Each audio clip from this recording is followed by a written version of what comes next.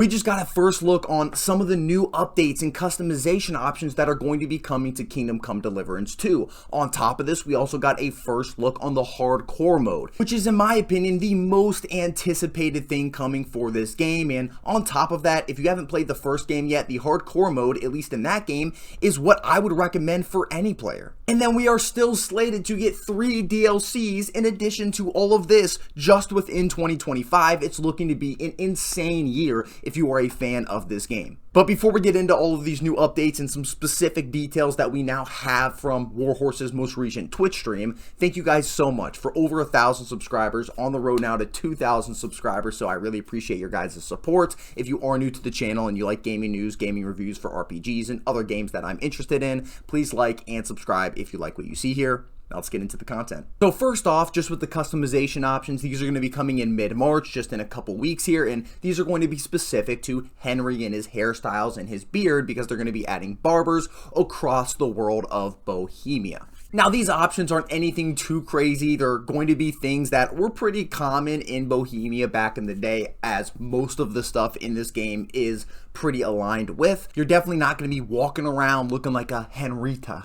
However, I would absolutely love it if there were different NPCs in the game, or if Hans, for example, comments on your haircut saying you got a different hairstyle, or even if an NPC doesn't like your haircut and comments on you looking shitty or worse than you used to. Any of that would be pretty damn awesome. I don't know if they're going to add it, but I think it would be cool to continue adding some of those reactive NPC dialogue moments. Or just in general, personally, if you want to get a new hairstyle to do a little bang sesh out in the woods with Clara. But moving on to probably the most anticipated addition to Kingdom Come Deliverance 2, some people even holding off on playing the story until this is added into the game, we have the first look at the hardcore mode, where they go through basically what it's going to be like, as well as the 10 negative perks that you can pick and choose between before you start your new game. But even if you don't select any perks, you're not going to have the same UI elements in or out of combat. You're not going to even see where you are on the map. You're not going to have those cardinal directions to know if it's north, south, east, or west. There's going to be no fast travel here. So the game, without any of these perks, is already going to be more hardcore, and it's going to also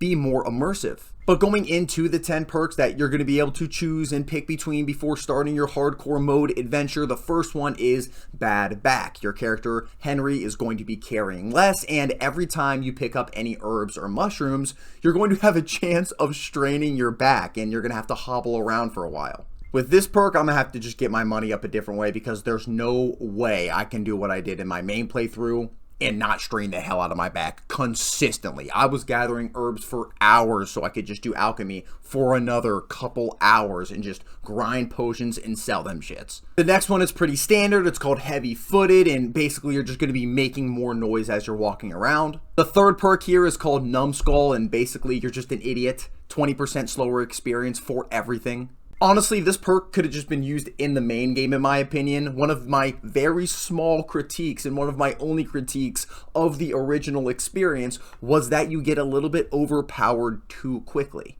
The next one is called Somnambulant. I have no idea if I'm saying this correctly, but basically you're going to lose energy a lot faster, and anytime you sleep, you have a chance of sleepwalking to somewhere else in the world. As someone who always kept my energy as much as possible at 100, the next one is called Hangry Henry. Basically, food's not going to cure your hunger as fast, and your digestive system's going to work faster. So you're going to need food a lot more consistently than in the original playthrough. And then on top of that, the effects of hunger are going to do more here. They're going to reduce your speech, your charisma, and also your intimidation. The next one is called Sweaty, and this one, just in general, you're just going to be nasty as hell. You're going to smell worse. You're going to be able to be smelled from further away. You're not going to be able to use perfume to have any positive effects at all. And obviously, all of this is going to make you easier to detect. So between the noise perk as well as this perk, it's going to be a lot harder to have a stealth playthrough. This straight up might just be the Asmongold playthrough.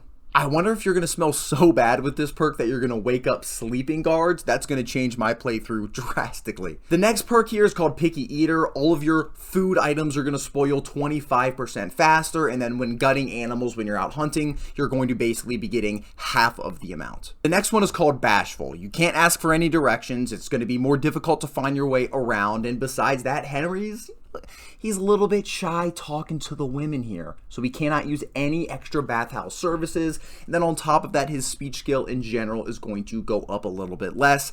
I think a lot of people, this is just a real life playthrough of Henry in the game. The next one is called Punchable Face. I'm sure everybody on Earth knows somebody that has a super punchable ass face. That's basically what this perk is. Henry is that person. Everybody wants to fight you. They're not going to surrender when you're fighting them. Travelers are going to be more dangerous for you, and fights in general are just going to be more difficult. Now, last but not least, the 10th perk is called Menace, and this is going to be based on the crime system. Once you're branded for a crime, you're always going to be branded for that crime. It is going to be permanent, and getting caught for any other serious crime aside for this is going to immediately lead to your execution in game. What's more than that, guards are also going to punish you more severely, and the consequences of those punishments are going to be more intense. Now, like I mentioned, you're going to be able to pick some of these, all of these, none of these, and just basically customize your hardcore experience the way that you want to. Like I also mentioned, some of these I just think, like the progression, for example, make this game better in general, and I would recommend anybody that played this game originally to also go back and play the hardcore mode. It's more immersive, and in my opinion, it's definitely more fun, especially if you already have learned the game in the first place. I will say, as of right now, this hardcore mode is not going to be releasing in the same patch that the customization options will be and the Barber will be in mid-March. This is right now slated for sometime in April, so we'll have to wait for more details on that. And then on top of all of that, we are still going to be getting 3 different DLCs that are paid before the end of 2025. The first one is called Brushes with Death, and this is going to be coming out in the summer. Henry is going to be helping a mysterious artist with a shadowy past. We're going to have different quote-unquote perilous encounters from what we know as of right now. So this one sounds relatively fun. We don't know a whole lot about it other than that. The next one is going to be called Legacy of the Forge, where we assume we're going to be learning more about Henry's backstory as he rebuilds Kuttenberg's forge and becomes a master blacksmith. The last one is going to be coming out in the winter, and this is called Mysteria Ecclesia. I believe that's how you say it, where Henry is going to be working to stop a deadly disease from spreading throughout the Sedlic Monastery, and I don't know, for some reason that one in my opinion seems the coolest. But just in general, I'm so excited for all of these different DLCs. Anytime you add new content, specifically new quests and side quests into a game as great as Kingdom Come Deliverance 2, it's always worth hopping back in and checking out, especially with the hardcore mode, the biggest reason I'm going to hop back in and do an entire new playthrough of Kingdom Come Deliverance 2. I would love to hear down below in the comments, what DLC are you most excited for here? Are you excited for the Barber to be added in? And most importantly, at least for me, what perks are you going to be using in the hardcore mode? Are you going to be doing a whole new playthrough? Or did you wait to buy this game until the hardcore mode eventually is going to come out? I do know a couple people like that as well. Let me know your thoughts down below in the comments. Thank you guys for watching this video, and I'll see you guys in the next one. Peace!